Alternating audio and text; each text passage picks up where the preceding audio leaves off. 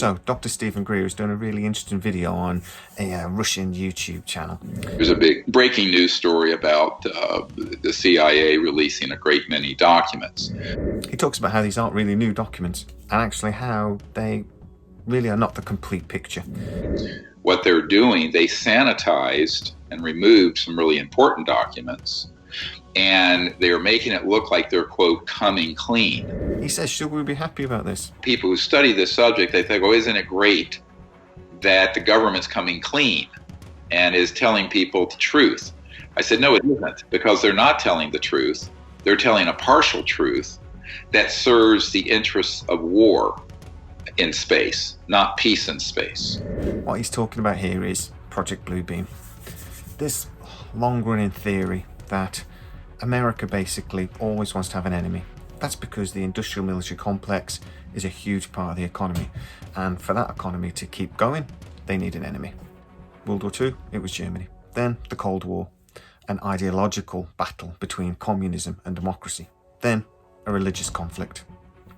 9/11, ISIS, a war on terror. After that battle run its course and we declared victory, then there would be an alien threat. An alien threat that would unite the world, like Ronald Reagan said to the UN all those years ago. An alien threat that would allow the New World Order, the worldwide government, to really come into power. And the reason for even releasing all those documents and making it into a mainstream news story is that they are wanting all of this to hit the mainstream awareness as a way of educating people and opening the door to the second level of the main narrative, and that is there's an extraterrestrial threat.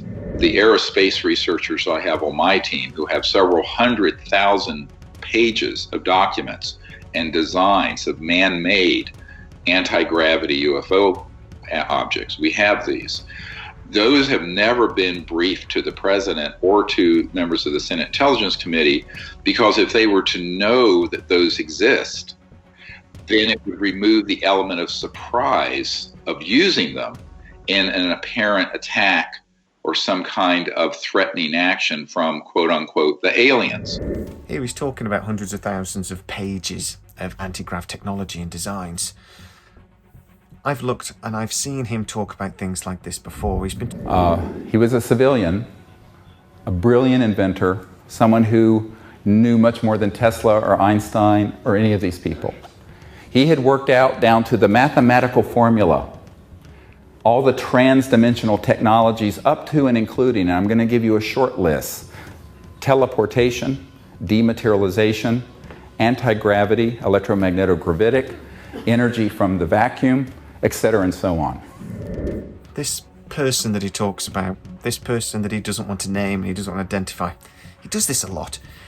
He'll talk about a story, then he keeps saying, I can't identify them there. But then he tells enough information that anybody from the intelligence community would know exactly who he's talking about. So I'm not quite sure why he needs to keep hiding these identities of people that actually the people in power could identify very easily. Talks about having evidence of alien technology, of alien reproduction vehicles that he has images of from the 1950s. I don't see those images and I can't find them. He talks about having hundreds of thousands of pages of anti-grav technology. Why isn't that being independently reviewed? Why isn't he putting that information out there? Why does he just keep talking about it but then not actually do it? Maybe he keeps talking about it and not actually doing it because maybe the evidence he's got, like the alien skeleton, isn't maybe as convincing as it looks on the surface. So why aren't the government releasing this technology that they clearly have, according to Greer? Well, the theory being that they can't release it, because if they release it, then when the alien attack happens, it won't be a surprise. We'll know that technology, we'll understand that technology, and we won't be scared of it. Now I'm thinking about the Tic Tac videos. We're here thinking maybe this is alien technology, UFO technology, but what if it actually is man-made technology? Man-made technology that is designed to look like something alien. I'm thinking about the gimbal video now. There's clearly some sort of vehicle that uses a propulsion system we don't currently use. So perhaps that is some sort of man-made vehicle. Man-made vehicle designed to look like a UFO, designed to look like alien technology. So we've been talking about Project Bluebeam for years now, decades even. We have been expecting that potentially our government would fake an alien attack in order to bring in this worldwide government and to bring us together as a species against a common threat, a terrifying common threat. But Greer talks about more in this. He also talks about weapons that are designed to mimic other countries. And they have assets that would mimic or would actually look like a launch from the United States or Russia that would, in the time of chaos, be convincing. Just like they have assets that would look like an alien attack on our planet using these man-made, very advanced aircraft that really do look like ET craft, but also they have electronic and other type of weapon systems on them that are extremely dangerous. I think this is where it gets really important, where your military and intelligence folks and your political leadership need to get informed about this and stay calm, but also need to know that there are deceptive activities that could happen that may not be coming from where it looks like it's coming from. So, weapon systems that mimic the Russian technology or US technology in order to create false flag invasions or false flag attacks that during a time of conflict or a time of confusion would be convincing. The only reason I could explain that is if he was talking about maybe some sort of conflict before the alien invasion, some sort of World War III scenario, something that would weaken, confuse the population, potentially put us in a very fearful state, that would then lead to a much more compliant population when the fake UFO invasion happens. Whether it could be made to look alien, it could also be made to look US when it isn't, and vice versa. So who is this worldwide government? Well, he talks about this cabal quite a lot. Back in 2008, he was talking about technologies, free energy devices, etc., that were ready to be put out there, that could be available by spring. He talks about this technology and he talks about how the cabal, 70% of it, wants to start releasing this, wants to start releasing the level 1 stuff, not the transporters and the anti-grav technology and stuff that he talks about later, but the free energy stuff, the stuff that doesn't have a defense or a military application that we could have now and we need now. So 70% of this cabal wants to start releasing this. But what about the 30% that doesn't? The 30% that doesn't is the violent, aggressive part of this story. These are the murderers. These are the people that don't want to release this. These are the people who are potentially making billions from oil and other technologies and don't want it surpassed and replaced just yet. These are the people that are causing the cover-up. Can you imagine that today 70% of this cabal would like to see this done? Now the 30% that are the most violent and ruthless have intimidated them, just like when they killed CIA Director Colby, who was trying to help us. But here's the point. I'm expendable. And what do I mean by that? You know, after I briefed the CIA director for President Clinton, his best friend came to my house and said, I mentioned this yesterday. He said, well, the president won't do this. He'll end up like John F. Kennedy. So what do I think? Well, I think Stephen Greer talks a good game.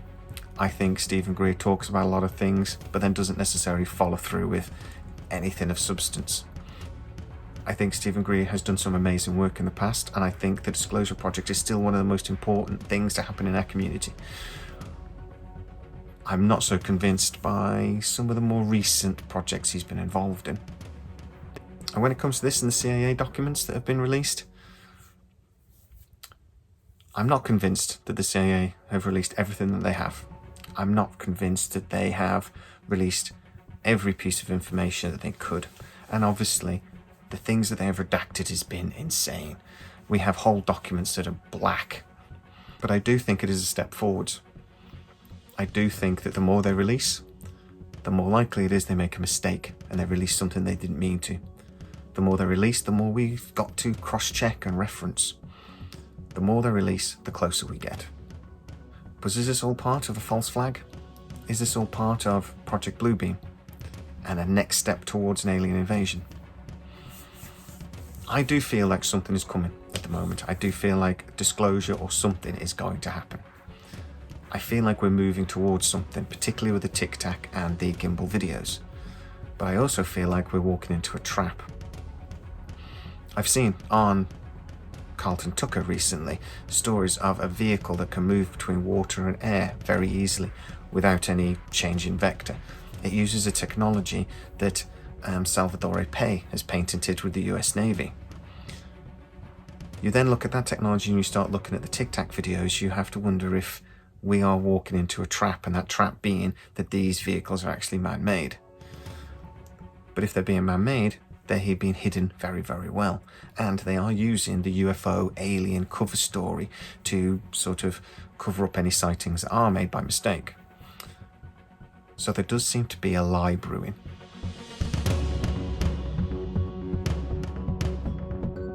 There's a big breaking news story about the CIA releasing a great many documents. Those documents actually have been online for some time. What they're doing, they sanitized and removed some really important documents, and they're making it look like they're, quote, coming clean. People who study this subject, they think, oh, isn't it great that the government's coming clean and is telling people the truth? I said, no, it isn't, because they're not telling the truth. They're telling a partial truth that serves the interests of war in space, not peace in space, when in reality, the most important information, as usual, is being withheld. And the reason for even releasing all those documents and making it into a mainstream news story is that they are wanting all of this to hit the mainstream awareness as a way of educating people and opening the door to the second level of the main narrative, and that is there's an extraterrestrial threat out there. So that's always been the long-term plan. It's been a big part of the secrecy. It's also been a main reason why the aerospace researchers I have on my team, who have several 100,000 pages of documents and designs of man-made anti-gravity UFO objects, we have these. Those have never been briefed to the president or to members of the Senate Intelligence Committee, because if they were to know that those exist, then it would remove the element of surprise of using them in an apparent attack or some kind of threatening action from, quote unquote, the aliens. As I understand correctly, these people are in possession of modern technologies that the world has never seen. Only they have seen that. And they are planning to use it to hoax an alien invasion, so the world can unite against this threat. And that's how they escalate fear, and that's how they are planning to gain power. They care about a global, totalitarian, elitist regime. And they have assets that would mimic or would actually look like a launch from the United States or Russia that would, in the time of chaos, be convincing. Just like they have assets that would look like an alien attack on our planet using these man-made, very advanced aircraft that really do look like ET craft, but also they have electronic and other type of weapon systems on them that are extremely dangerous. I think this is where it gets really important, where your military and intelligence folks and your political leadership need to get informed about this and stay calm, but also need to know that there are deceptive activities that could happen that may not be coming from where it looks like it's coming from. Whether it could be made to look alien, it could also be made to look U.S. when it isn't, and vice versa. Let me explain something that happened in the last 7 months or so, 8 months. And when you hear this, you'll be astonished and you may weep. I wept. We had a man, I have to be very careful about how much information I give about this situation, who was assigned to a very compartmented, classified project. He was a civilian, a brilliant inventor, someone who knew much more than Tesla or Einstein or any of these people.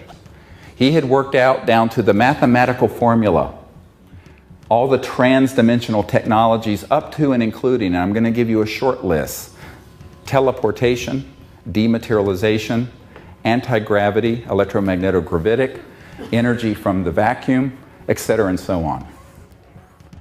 And I'm just getting started. This guy is amazing. I've been in his lab. Now the way this works, let me explain this a little bit. Someone like that, had his own company. The intelligence community came in and stamped everything top secret, put it in a vault. He then got pulled in as a contractor to do special projects for these compartmented operations. Over the last 5 years, we had convinced them to set him free and to work with us on these technologies. And there were 5 what they call shepherds. This is the word that's used in the intelligence community, who were his shepherds, who were in charge of this kind of classification or policy. And they all agreed it was time to bring out the first level of what this gentleman could do, which was basically an energy generation device that would run your home, or you could put in your car, and you would never have to touch a drop of oil and ever have an energy bill. Because he had this. I mean, we saw these things. Now, at this point, what happened is we said, all right, has this actually been vetted, evaluated independently? And they said, yes, absolutely. The top Department of Defense laboratory near Washington, D.C., had taken his information and independently, without his assistance, just from his formula and designs and engineering specifications, replicated precisely what he had. And it worked. When they did that, a group of people came in and said, leave this alone and put it in a vault and never let it come out again. I know the chief scientist of this lab, who is a very good friend of mine. So this is a technology that has been built, tested, independently reproduced, on the shelf, ready to go. In November of 2008, this past November, Dr. Bravo and I and Dr. Loader, our science advisor, and our board hosted this gentleman at my home in Virginia. I live in a country house out near Monticello, Thomas Jefferson's home. And he came and we met for several days, and he agreed to build, within 3 months, one of these systems so that we would be able to have this out by this spring to you, the people who need it, the good people of the earth. His intelligent shepherds had said, yes, do it. All of them together. I'd met with them. Within 3 days of his returning to his skiff, which is the term used for an underground electronic eaves-proof place where you cannot get any communications in or out, but it's a highly classified facility, he was reordered out of that facility and dropped into a rat hole in Iraq as a support technician. This, one of the most brilliant scientists on the world today. He called me up and he said, just over and over again, Dr. Greer, just be careful. Dr. Greer, just be careful. Dr. Greer, just be careful. Someone had put the fear of God in him, and he thought he had a clear go because these really well-placed intelligence operatives, but some other people from outside those 5 shepherds came in and said, oh, no, you don't. Now, let me tell you what I've asked President Obama to do about this situation. President Obama has received a briefing, a special presidential briefing from me. And if we had time, I would read all of it to you. It'll rock your world. But part of it has a section talking about these energy technologies related to this whole, what I talked about yesterday, WSFM, which is what the CIA calls it, weird science and frickin' magic. And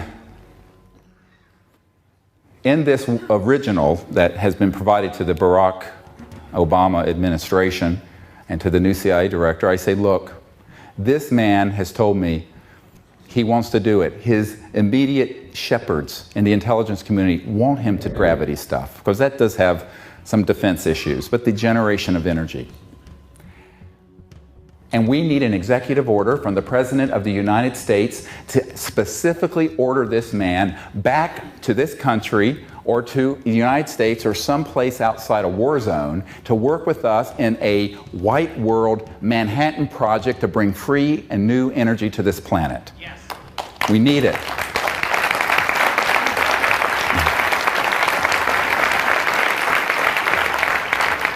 And here is what I would like each of you to do. Rather than us all being passive and saying, oh my God, what can I do? There are all these characters out there. We need your help. Go to the orionproject.org and let President Obama know that you have learned of this and that there is a man that Dr. Greer knows very well. I have his home address, his phone number, his curriculum vitae and resume, and know everything about him. And that this would be the new energy economy Barack Obama promised us. And we have an automatic fax system set up, ready to go from the orionproject.org, where you can fill out a letter and zap, send it right into the White House. All of you, the hundreds of you here, should do it tonight. And then tell all of your friends and all of your family and all your coworkers to do it. And flood the White House email and fax system with this request. Please do it for us.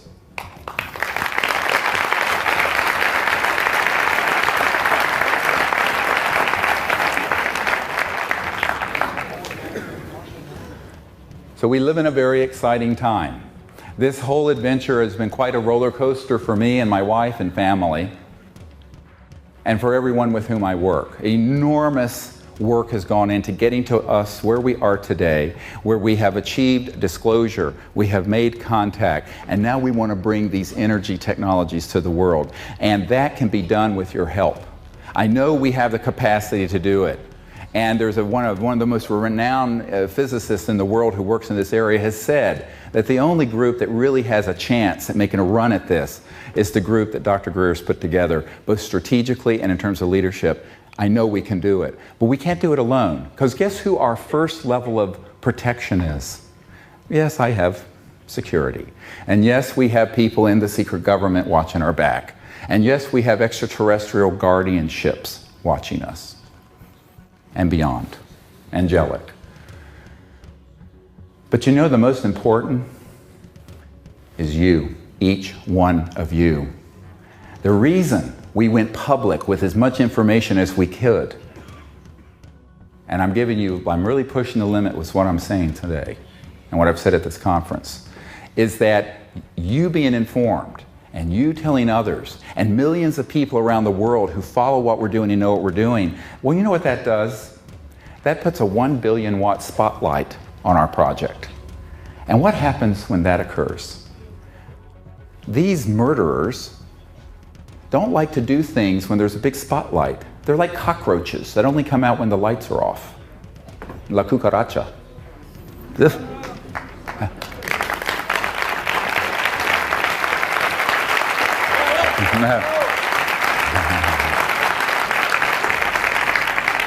And so the light of truth and the light of disclosure and the light of everyone knowing about this and being aware of it has been our first line of protection. And for that I thank you, and I thank Pepon, and I thank the organizers of this conference. You see, this is a symbiotic.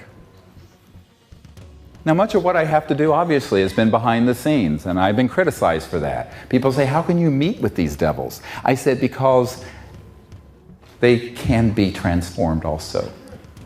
The power of consciousness, the power of prayer, the power of goodness.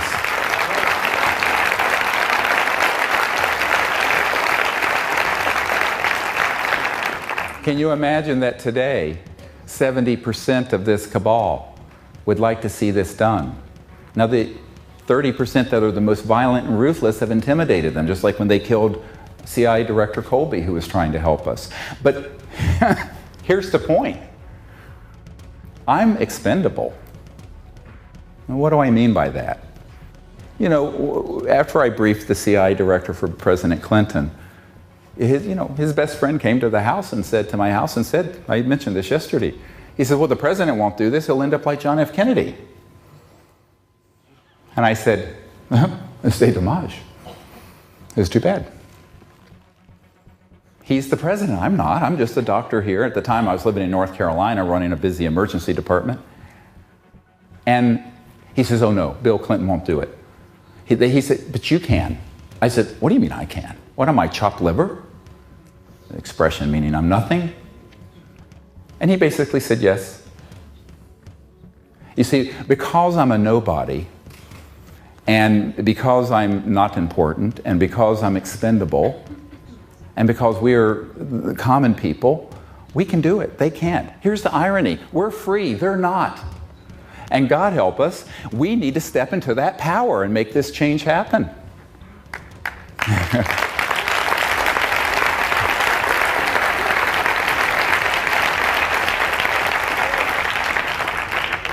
Now, I will tell you that there are some areas that are valid national security concerns with these kinds of technologies. The electromagnetogravitic systems that would allow you to go from here to, well, let's say Afghanistan and back in 3 or 4 minutes. This could have a defense application, obviously.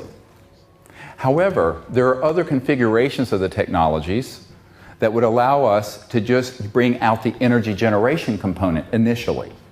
And I see this as a multi-phased process, although we're running out of time to phase it in. It should have started to be phased in 1902. If the world had evolved to where it could have been, by 1955, we would have not had surface roads. It would have been like the Jetsons, where we're floating along. Absolutely. They were fully operational by then. I have photographs from the late 50s and early 60s of what are called alien reproduction vehicles, although it's a bit of a misnomer because they weren't all from studying the ET craft. Some of this was coming along before we began to study the ET craft. And these vehicles were fully operational by then. The irony is that, as Bob Dean pointed out, there are 2 space programs. The space program we know about and the space program that's secret. Absolutely. Now, my uncle worked in the space program we know about because he worked on the lunar module. But you hear things, you learn things when you're at that level of aerospace engineering at Northrop Grumman. But I think that the critical point here is that a lot of people say, let's let everything out all at once. And I tell you, I can only do so much. I'm not as young as I used to be. And the other point is, I think we need to walk straight, perhaps before we levitate. I would be happy just to be able to run this building without fossil fuels, wouldn't you? Let's do that as a starting point. That we can do this year and next if we get moving. Absolutely, it can be done. And so what I am asking you to do is help us identify, number 1, the people in society and in your own circle who are supportive of new energy research. Number 2, if anyone here knows of an inventor or an engineer who actually can do this or has done it, that has something ready to be evaluated and will cooperate with a very fast-moving strategic plan to move it out, they need to get hold of me immediately. And number 3, if anyone here knows of some people who can provide the startup funding that's clean, not corrupt money, clean money. I've turned away tens of millions of dollars because I knew it was dirty. I'm being modest. I turned away $2 billion. Did I tell you this story?